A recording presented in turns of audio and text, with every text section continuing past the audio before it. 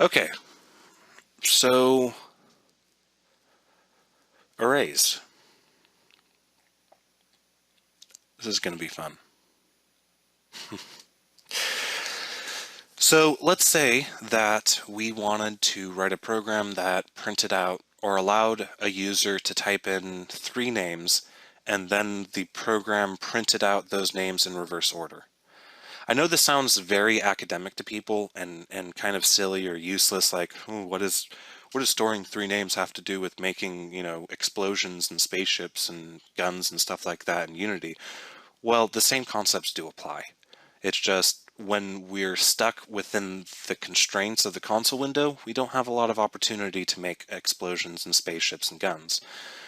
But bear in mind that despite the fact that this example will look very useless, just bear with me and take my word that is very important. Very important for what I want to talk about.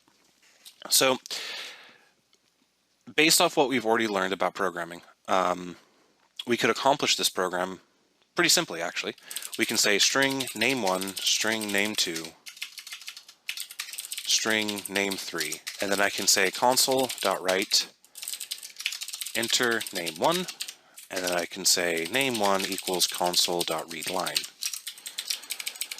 And then I can copy and paste this code because I don't want to type it every single time. And I can do name2, name3.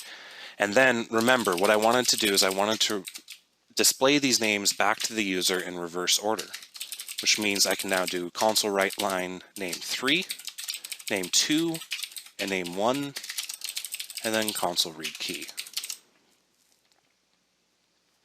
So now if I were to hit F5 and type in 3 names, I don't know, Nelson LeCay test, and hit enter, we get test LeCay Nelson.